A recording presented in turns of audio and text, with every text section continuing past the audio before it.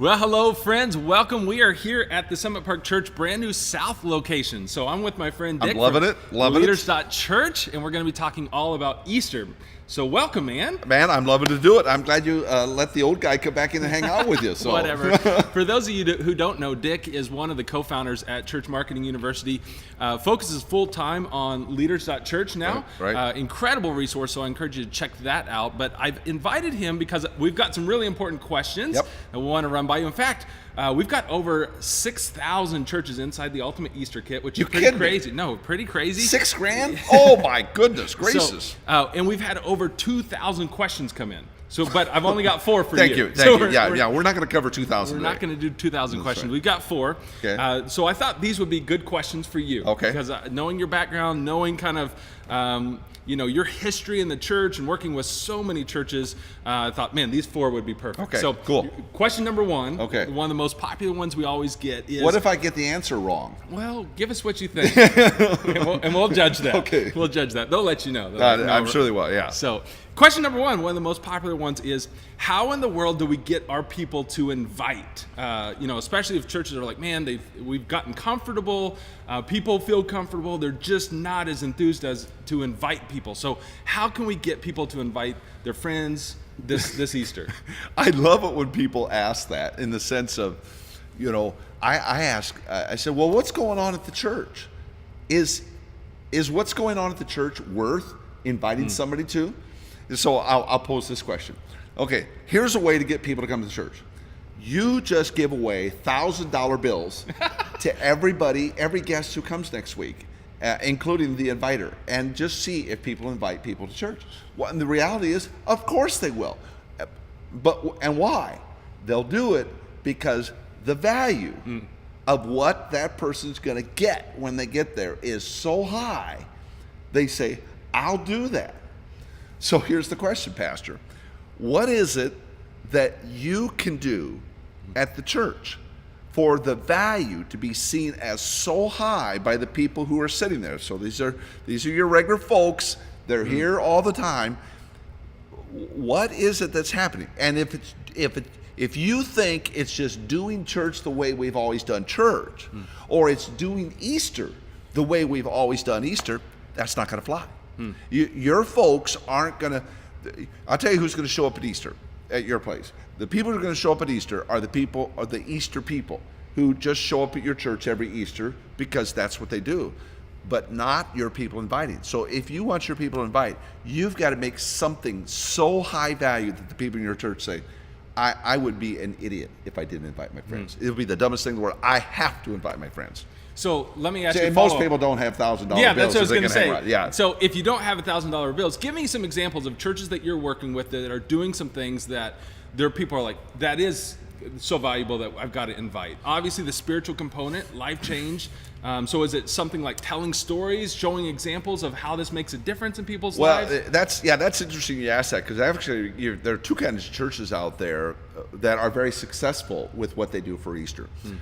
One is a church that does nothing different for Easter, but they just do church at such a high level all the time that that the people in their church are just always used to inviting people, because they know that whether it's what's Easter, April 21st this year? Yeah. Okay, whether it's April 21st or whether it's March 17th or whether it's the middle of June, they know that it's going to be good. Now that's the long haul picture. You're probably, your folks aren't going to be able to make that application this year. Right. I would encourage you to think of it for next year, though.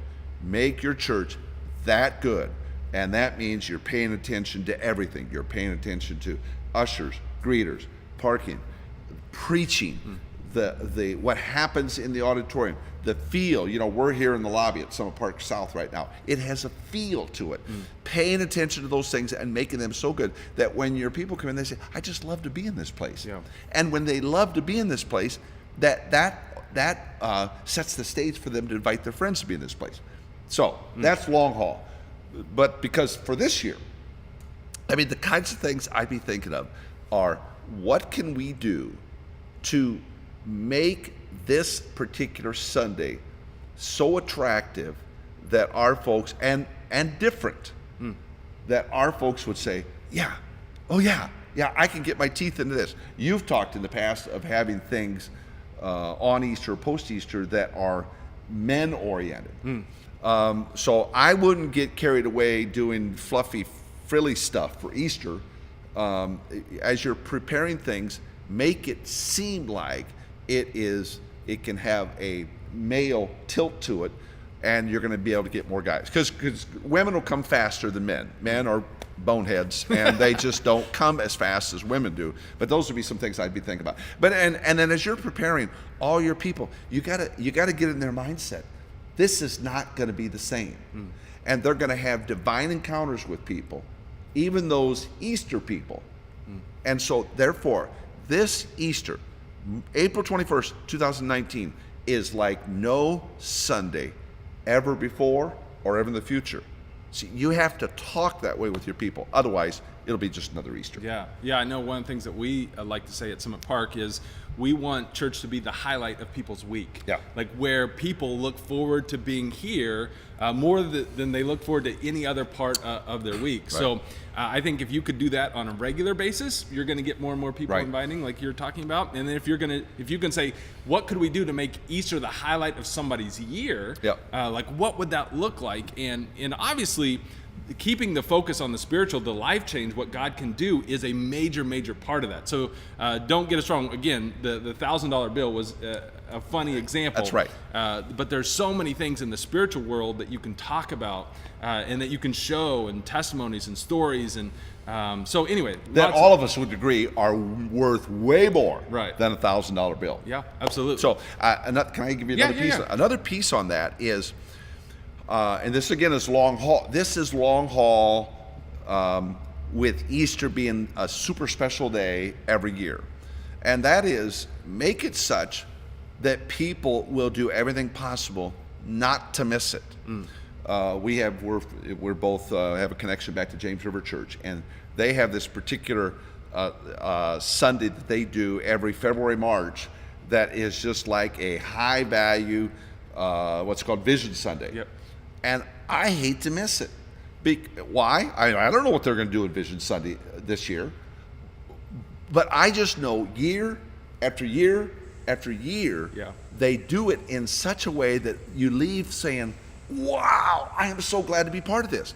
You want your people leaving Easter this year with a sense of, wow, I can't believe I get to be part of this church.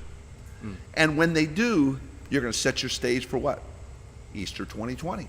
Because they've seen what you did, and you do that year after year, and you're going to start to see some amazing things happen in the years to come. And I think part of that is you can't cry wolf on your church event. So if you say, hey, don't miss it, it's going to be awesome, and then people come and it's a loser, you're going to set a culture where people aren't going to trust you. They won't believe you. But if you say, don't miss this Sunday, or be inviting your friends, and then you under promise but over deliver, then you're going to set that culture of, hey, if they say invite, I better invite. So, okay, great answer there. Let's go to question number 2. Okay. And we had a lot of questions around this idea of, how do I convince my pastor, my senior leadership, to do, and then fill in the blank? How do I convince them to plan farther out? Or how do I convince them to try something new this Easter?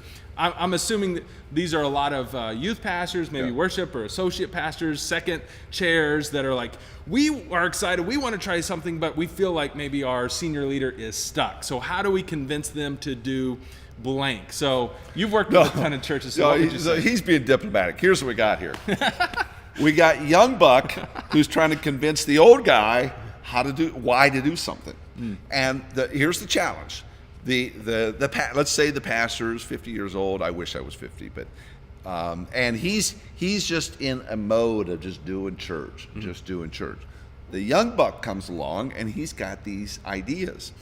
The challenge is, if you present things as just, here's the latest and greatest cool idea to do, there will be certain numbers of pastors that have been around the block a day or two that are going to go, yeah, that's good. So what you do, let me just tell you, this will work for you, is you you have to be a student of your pastor and learn what his preferred, what kind of a preferred future does he have. Now that's going to take some work. What does he really want to see? Now I know you got the standard thing. Well, he wants to see more people come to church. I get that, but drill in tighter than that. And let's suppose his preferred future is he would like to see ABC happen. You know that your 50-year-old pastor wants to see ABC happen. Well, then when you're talking about your latest and greatest idea, you've got to tie it to ABC happening. You say, Pastor, I'm just telling you, if we would think about this, I'm just telling you, this will help us get to what? ABC. Yeah. Then all of a sudden the pastor goes, oh, you got my attention. That is really the best way to get a pastor who's generally older than you to buy into your idea. You got to tie it to what he wants. I mean, I don't want to be non-spiritual, but it's basically sales. You're determining what the person wants and then help them determine that what you're offering will get them there. That's good. Yeah. That's really good. Question number 3, and this was another really popular one, is a lot of churches are wanting to reach younger people, younger families. This specific question says, hey, 20s, 30s, 40s. Even in our data, the assessment that we did, a couple of years now, we found that growing churches are doing this. Oh, exactly. They're reaching younger, and they're prioritizing reaching younger. They're investing in it. So what would you say? And Easter is a good time to do this. Exactly. For the church that says, hey, we're getting older, but maybe our community is getting younger. Like, how do we reach younger people this Easter? Well, one of the things you're going to have to do, and I'm going to go back to the piece of what you do on Sunday that your people that are sitting out there see. And let me just, I guess, you could edit out if you don't like this piece here. Straight. One of the things you'll need to get is you'll need to have on your stage, on your platform. This is well before Easter. This is like right now. People need to be looking at younger faces. Now, you could have a pastor that's Ryan's age, or a pastor that's my age, or older or younger. That's fine. But the rest of the faces up there need to, by and large, be younger. Now, some of you are getting offended by that right now. You're getting yourself all worked up. You're thinking Mabel's been on our worship team for 35 years, and you don't want to kick her off. I'm not saying kick her off. I'm just saying you need to... But you look at these churches that are being successful, reaching 20s, 30s, and 40s. When you look at their stage, when you look at who's up there, you look at who's doing announcements, you look who's doing praise and worship, it's by and large younger. Because when people come into the church, they want to say, am I going to be able to identify? And if I'm looking at greeters at the front door that are primarily my age, which is typical of churches, and they go into the service and they see people primarily my age, they're gonna say, well, this is a great church for mom and dad, but it's not for me. But if they see people primarily your age, they're gonna begin to say, oh, I think I could fit here. I'm just telling you, I stood at Summit Park North Campus about 2 years ago with another gal my age. We were in our 60s, friend of our family, and we stood there and we looked around at all the Wakefield and Hardy types running around with their grubby little kids. And I said, okay, Cindy, look at what we're seeing here. Why do we want to be here? And here's the reality. Older people, boomers and older, will gravitate to a younger church where all these little kids are running around. Younger people going to reverse it to an older church will not gravitate to that. So the point is, and you may be saying right now, well, we just don't have that many 20s, 30s, 40s. Okay, then get the ones you do have and put them in high-profile spots so that when a younger person shows up, they see that. I have this conversation all the time. Well, certainly you have some 20s and 30s. Well, yeah, but they're back here in the nursery. Okay, well, then you're going to have to figure out how to get them in the lobby. The lobby's full of olive gray hair. but the younger ones are back in the nursery. So a younger one walks in the door, they don't see them. Okay, you got to address that to move forward. If you want to reach people in their 20s, 30s, and 40s, you've got to begin to move people in their 20s, 30s, and 40s into positions where people can see it. That's probably too long of an answer. No, that's good. So let me go back to the illustration you were using.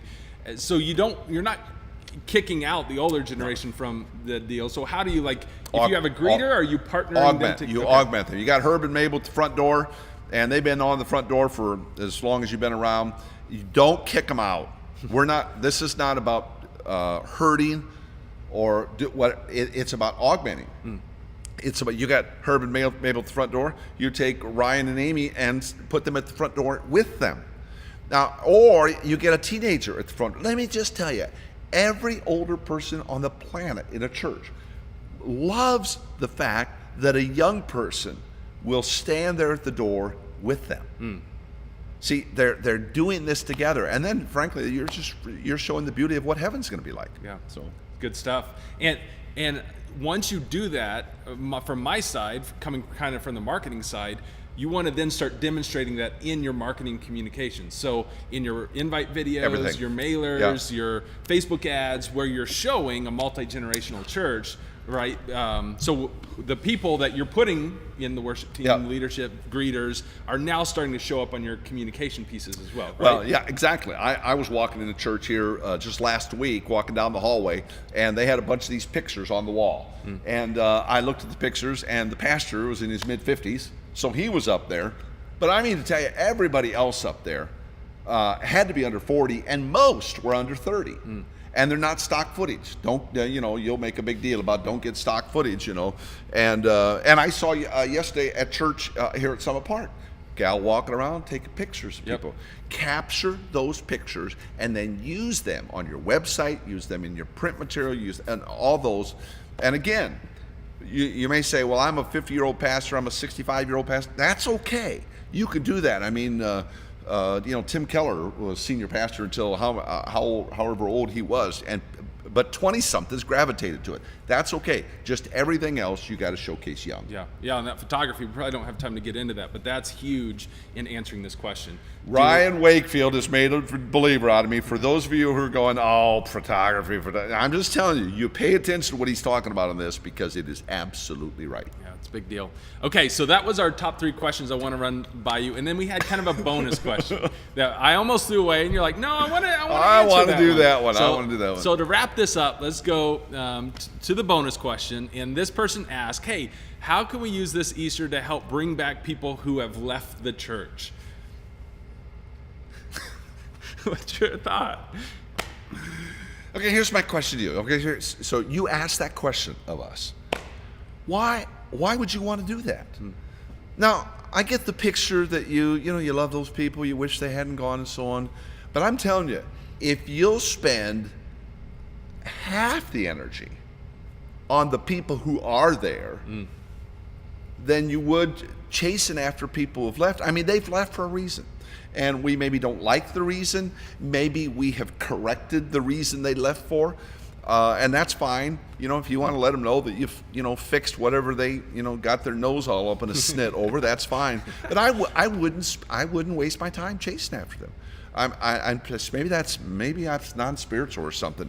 I would be putting my energy on people who are there, people who have consciously said, I want to be part of this place, and I want to be part of this mission to move this thing forward. And I'd be putting my energy on people who have not yet come, particularly those who don't know Jesus.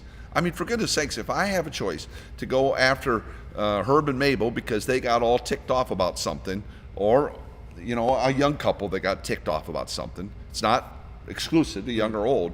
Or I have a choice to go after and do the kinds of things you were just talking about in terms of attracting people who don't know Jesus. Man, I'm going to do the latter in a heartbeat. So I'm not one, and I don't know that you are one that's going to spend a pile of time chasing after people who have left the church. It's too bad they left, but go after the new ones. I love it. Okay. Want to put you on the spot. Okay. As we wrap this up, tell us a little bit about Leaders.Church. Okay. And then tell us For those pastors or board members or leaders that are thinking about jumping into CMU, what would be your suggestion to them? Some of them are trying to, again, going back to your question, trying to convince their pastors, hey, let's jump into Leaders.Church, let's jump into Church Marketing University. So give us a little bit about what Leaders.Church is and then your advice to them. Well, Leaders.Church is an online process that you would walk through if you became a member of Leaders.Church that helps you grow as a leader and put practical steps in place to have your church grow. Here's really what we know. Growing churches are led by growing pastors. That's good. And in fact, we've got we're putting a document together, and in the midst of the document, we had a story of one of our Leaders.Church members who was talking to a pastor friend, said, hey, my church isn't growing, and whining about it. And the pastor friend said to him, well, are you growing? Well, the reality is, no, he wasn't growing. Well, now he is, and guess what's happening to the church? The church is starting to do this. He started on the ups. So Leaders.Church is designed to help you get better, break barriers, grow your church, and it all happens by you growing as an individual pastor. Relative to Church Marketing University, I can tell you that churches that will take the time to make an investment that Ryan has put together, you're going to see things happen that you would never have imagined otherwise. Here's the deal. Money becomes an issue. So, when you get to the point of, are we going to pay for this? Yes. How do you think entrepreneurs that are out there making big things happen? How do you think that happened? How do you think Apple became Apple? How did Berkshire Hathaway become Berkshire? How did Amazon become? How did all these things happen? Well, they didn't happen by those people sitting there and holding things close. And to me, our mission in the church is so great that I'd be willing to spend money in order to get people to come in the door. Again, it's you make the investment and you'll get the return. I just can't speak high enough about the need for you to make a decision to move forward. It's not going to happen just by itself. You've got to take steps. And the fact that Ryan has put together an outstanding offer for you during this time, I'd be jumping on this fast. And I'll tell you something. You do it, you'll get your money back. You will get your money back. You'll be so amazed. I can't believe he has as much content in Church Marketing University as he does, and he didn't pay me to say that. So you need to do it, and do it now. Yeah, and I might even just suggest, if you like content that Dick and I produced, the Generosity series is another one that we've done together. Exactly. That was a ton of fun. But at the end of the day, it's going to help churches grow in the area of generosity. You take that let me just say, you take that Generosity series, there are about 30, I think I counted about 37 bullet points we did in that series. Yeah. You do about 1/10 of those, and you will pay for Church Marketing University. I'm just telling you. You will get your money back just by doing the church, and that's just one little series, one little 4-part series inside this. I can't imagine how much content you have in there now. So it's kind of crazy to think about. It's cool What all God's done through that. Good. So, Dick, thank you so much. Hey, man, you bet. It's always a ton of fun. Yeah. Let's do this again. I'm ready. All right. God bless. Take care.